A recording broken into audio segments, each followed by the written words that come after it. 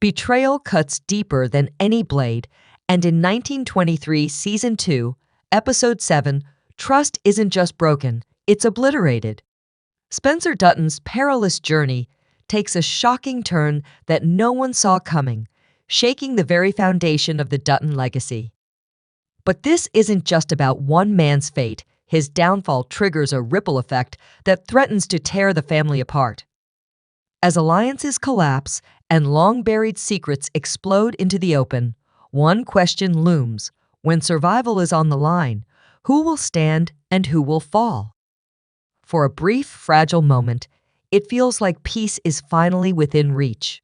The Duttons, worn, wounded, but unyielding, cling to the last threads of hope. Kara, the fearless matriarch, has fought tirelessly to hold the family together, while Jacob, battle-scarred and unbreakable, carries the crushing burden of leadership. The Yellowstone ranch still stands, but danger is closing in. With enemies growing bolder by the day, the question isn't if another storm is coming, it's when it will strike. Spencer, having endured an unforgiving odyssey, is inching closer to home. Every mile traveled carries the scars of his past, the blood spilled, the lives lost, and the ghosts that haunt him. His return should be a moment of triumph, a beacon of hope for his family. But fate is rarely so kind to a Dutton. The moment he steps onto Montana soil, an invisible noose tightens around him. He doesn't realize it yet, but he's walked into a trap. Meanwhile, across town, Banner Creighton, the snake that refuses to die, is plotting his next move. Stripped of power, but not his cunning, he knows that brute force won't break the Duttons, but betrayal will. And he's found the perfect pawn to carry out his revenge, someone close to the family, someone they'd never suspect. As the tension mounts, the Duttons prepare for yet another battle. But this time, the real threat isn't coming from outside their gates, it's lurking within. And by the time they realize it, it may already be too late. The days before Spencer's return are thick with unease, a tension that hangs in the air like the calm before a violent storm. Kara sees it in the restless movements of the ranch hands, their hushed murmurs hinting at an unseen threat. Jacob feels it deep in his gut, a warning honed by years of hardship, one he knows better than to ignore. Even Jack, young but far from blind, senses the shift in the wind. Something is coming, and the Duttons can only hope they're ready. But none of them can place the source of the unease. They assume it's the lingering threat of their enemies beyond the ranch, perhaps Banner Creighton, perhaps Donald Whitfield and his relentless thirst for control. But they're looking in the wrong direction. Because the real danger isn't outside the ranch, it's standing among them. The betrayal starts as a whisper, a missing rifle here, a misplaced ledger there. Small, seemingly innocent oversights that could be brushed off as mere mistakes. But together, they paint a chilling picture. Someone is working from the shadows, dismantling the Duttons' defenses piece by piece, leaving them exposed in ways they have yet to realize. Meanwhile, Spencer, battle-worn but unshaken, returns to Montana with a single purpose: to stand and fight for his family. But what he doesn't know is that the war has already begun in his absence. As he rides through the gates of the Yellowstone, expecting relief, maybe even a fleeting moment of peace, he's met with something far more dangerous. But instead, he is met with suspicion. Unspoken questions linger in the eyes of those who once called him brother. He doesn't understand why, but the moment he sets foot on the land he fought to return to, it feels different. The betrayal has already begun to take root, and Spencer is unknowingly stepping into a trap carefully laid for him. From the shadows, Banner Creighton watches, his moment of revenge creeping closer with every passing day. His hatred for the Duttons has festered, transforming into something far more insidious, a calculated mission to destroy them from within. And this time, he isn't acting alone. He holds a deadly advantage, a hidden ally deep inside the Yellowstone, someone feeding him every secret, every weakness, stripping away the Dutton sense of security piece by piece. The first brutal sign of betrayal comes when one of the ranch's most loyal men is found dead, a bullet in his back, his body left to decay in the open fields. Jacob sees it as a warning. Kara knows it's a declaration of war. But Spencer? He recognizes it for what it truly is, a message. And the battle for the Yellowstone has only just begun. Someone wanted him to find it. Someone is trying to tell him that he is not safe, not even here. As night falls over the ranch, the feeling of unease thickens. Jacob begins fortifying their defenses, pulling men from the fields to stand guard. But the real threat isn't outside the gates. It's already within the walls. The traitor moves in silence, shifting the pieces into place for the final blow. And by the time the Duttons realize the true extent of the danger, it may already be too late. The Yellowstone Ranch has always been a fortress, a place where trust is earned through loyalty and blood. But now, that trust is unraveling thread by thread, and no one sees it coming. Until it's too late. Before, it was corrupt businessmen, greedy landowners, and merciless outlaws. But never have they faced a war from within. This betrayal isn't loud or brash. It doesn't come in the form of an ambush on horseback or a public declaration of vengeance. It's quiet, insidious, creeping through the very foundations of the ranch like rot, spreading through a tree. And Spencer Dutton is at the center of it. It starts with whispers, seeds of doubt planted in hushed conversations behind closed doors. Some of the ranch hands begin to question Spencer's loyalty, murmuring about why he returned now, after all this time, and what ghosts might be trailing him. At first, it's nothing more than small, unspoken suspicions, a missing ration of supplies, a delayed message meant for Jacob, an order issued in Spencer's name that he swears he never gave. But Kara, ever watchful, starts noticing the cracks. And just as she begins to put the pieces together, disaster strikes. Under the cover of night, the Yellowstone is thrown into chaos. But this isn't an attack of brute force. It's surgical, precise. The cattle are set loose, the gates left wide open, sending the ranch into disarray. The Duttons are forced to scatter, stretching their defenses thin to contain the damage. And that's when the real betrayal unfolds. A group of masked men, moving with eerie precision, strike at the heart of the ranch. But they aren't here for land or cattle. They're here for Spencer. They navigate the shadows with ease, as if they know the terrain like men with inside knowledge, men who have studied every weakness. This isn't a raid. It's a trap. Spencer fights like a man possessed, taking down two of his attackers before the horrifying truth sets in. This was never about destroying the Yellowstone. It was about taking him. And before he can react, before he can even reach for his rifle, he feels it, the cold steel of a gun barrel pressed against the back of his head. Everything blurs.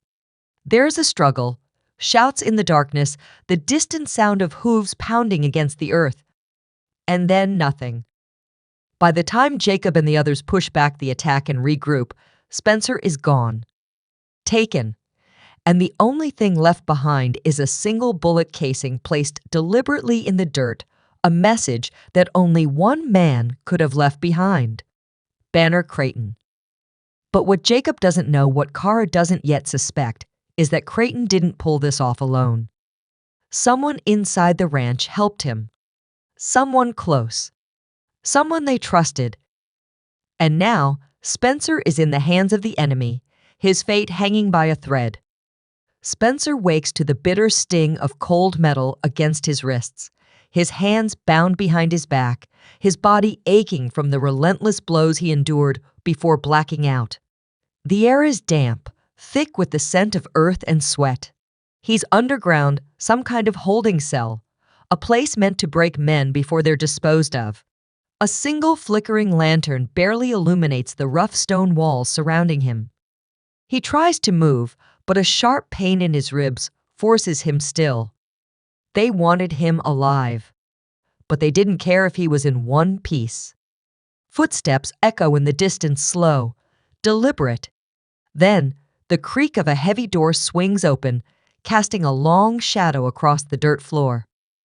Spencer lifts his head, his vision sharpening just enough to recognize the smirking face of his captor. Banner Creighton steps closer, his presence oozing with satisfaction. "Never thought I'd see the great Spencer Dutton chained like a dog," he taunts, his voice dripping with venom. "You've been a ghost for too long, boy. Now you're just another man who's outlived his usefulness." Spencer glares at him, his jaw tightening. "If you're going to kill me, get on with it," he growls. But Creighton laughs, shaking his head.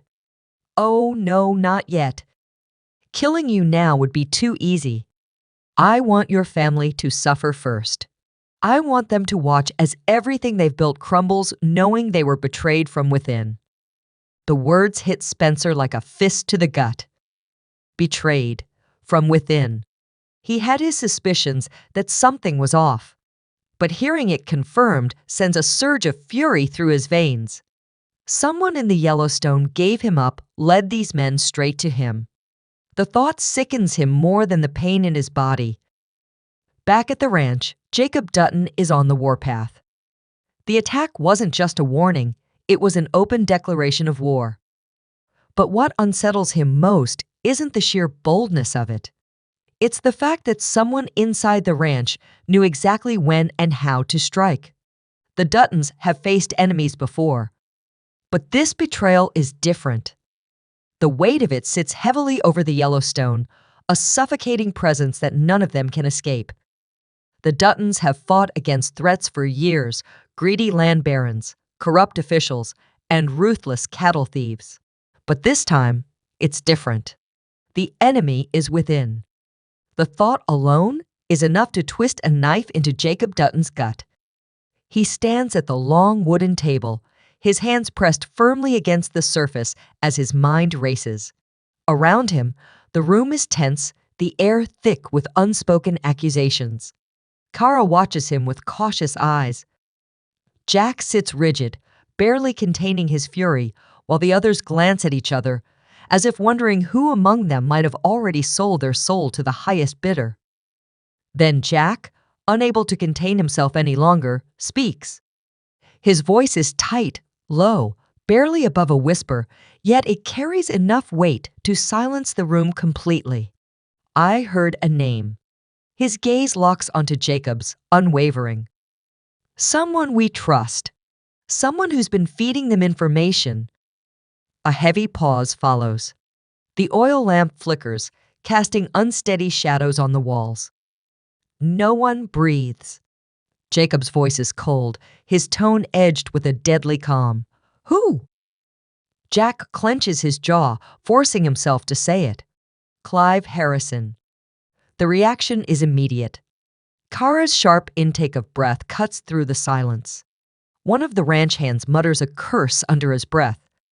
Clive Harrison, a man who had worked for Yellowstone for years, a man they had fought beside, trusted with their land, their home, their lives. The thought that he had turned against them feels impossible. And yet, as the name lingers in the air, the puzzle pieces begin to fall into place, the missing supplies, the odd shifts in routine, the way Clive always seemed to be around when something went wrong, yet never in the thick of the fight. Kara is the first to speak, her voice laced with quiet realization. "He was the one who told Spencer to go to the east field that night," she murmurs, her gaze darkening. "The exact spot where they ambushed him." The betrayal cuts deeper now. What once seemed like coincidence now feels like a carefully orchestrated trap. Jacob grips the edge of the table, his fingers tightening until his knuckles turn white. There's no time to dwell on what they could have done differently. Spencer is still out there, in enemy hands, suffering because of a man they had trusted. Miles away, Spencer sits bound in a dimly lit room, his wrists raw from hours of struggle, his muscles screaming from the relentless strain. Every breath sends a sharp ache through his ribs, but he barely registers the pain because the fury coursing through his veins burns hotter. Across from him, Banner Creighton paces with slow, deliberate steps, savoring his moment of victory. "You should have stayed gone, Spencer," he sneers, his voice dripping with smug satisfaction. "You came back thinking you could save your family, but you're too late. This land was never meant for the Duttons. And thanks to your dear friend Clive, I know every weakness in that ranch of yours." The name hits like a gut punch, but Spencer doesn't flinch. He won't give Creighton the satisfaction. Instead, he keeps his face unreadable, his sharp eyes locked on his enemy, memorizing every twitch, every movement searching for an opening. If Clive truly betrayed them, the Yellowstone isn't just under attack. It's already compromised. Creighton wouldn't stop at taking Spencer. He'd dismantle the Duttons from the inside, striking where they least expect. Spencer knows he's running out of time. He needs to escape. And when he does, he won't stop until every last traitor pays the price. Back at Yellowstone, Jacob has had enough. There's no room for doubt. No room for hesitation. "We end this now," he growls, his voice final. His eyes scan the room, landing on each man in turn. Find Clive and make him talk. The command is clear. The hunt for the traitor has begun. And with it, the final battle for Yellowstone is about to unfold. The night air over Yellowstone carries an eerie stillness, a quiet before the storm. Jacob Dutton and his most trusted men ride out, their faces grim, their minds set on one thing: Clive Harrison. The traitor has slipped away, disappearing like a ghost the moment suspicion turned toward him. But there's no escaping what's coming.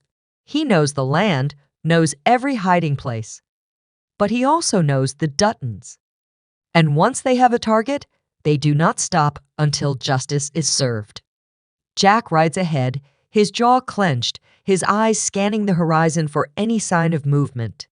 Every second that passes fuels the fire in his gut. Clive had been like family. They had trusted him, fought alongside him. And now, because of his betrayal, Spencer is suffering held in the clutches of a man who would see their family wiped from existence. The thought makes Jack's grip tighten around his reins.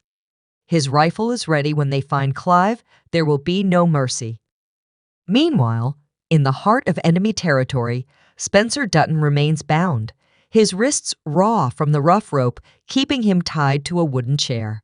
The room is dark, the only source of light coming from the flickering lantern on a nearby table. Banner Creighton stands over him, his expression smug, victorious. "You must be wondering why," Creighton says, pacing slowly. "Why a man like Clive would sell you out. But it's simple, really.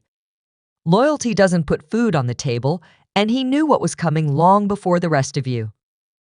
Spencer doesn't flinch. He doesn't blink. He just stares, locking Creighton's face into his memory like a target he'll never miss. He's been in too many life-or-death situations to let fear take hold. Panic is useless. His body may be bound, but his mind is free, calculating, analyzing. He studies the room, mapping his escape. One door, weapons stacked on the far side. A knife tucked into Creighton's belt. He'll get his chance. And when he does, he won't hesitate. Back at the ranch, Cara Dutton prepares for battle in her own way. She may not wield a rifle, but she commands just as much power as Jacob. Moving with quiet precision, she loads ammunition, gathers supplies, and ensures every man left behind knows his role. She is the heart of this family, and tonight, that heart beats with a single, unshakable purpose: bringing Spencer home and making those responsible pay. As Jacob and his men approach Clive's last known hideout, the tension is suffocating.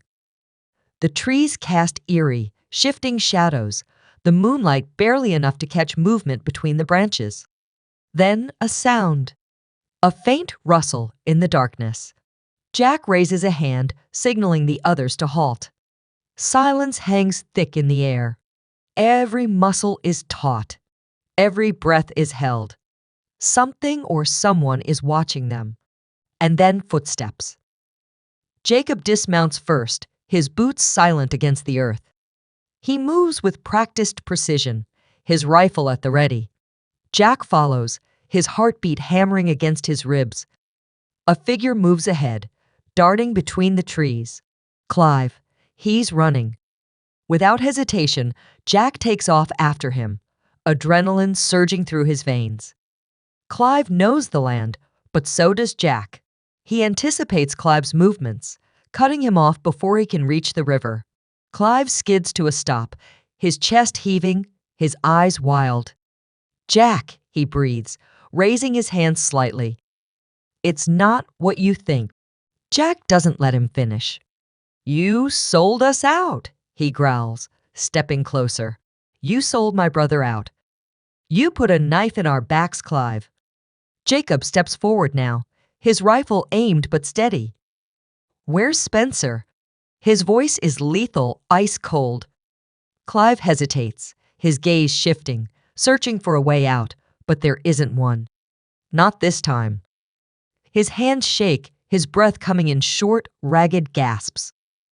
"They have him at the old mining camp," he finally admits, "but they won't keep him alive for long. Creighton plans to make an example out of him. He's expecting an attack." Jacob absorbs the information, his mind working rapidly. They don't have time to waste. Every second Spencer remains captive is another second closer to his execution. "You're coming with us," Jacob says, motioning to one of his men.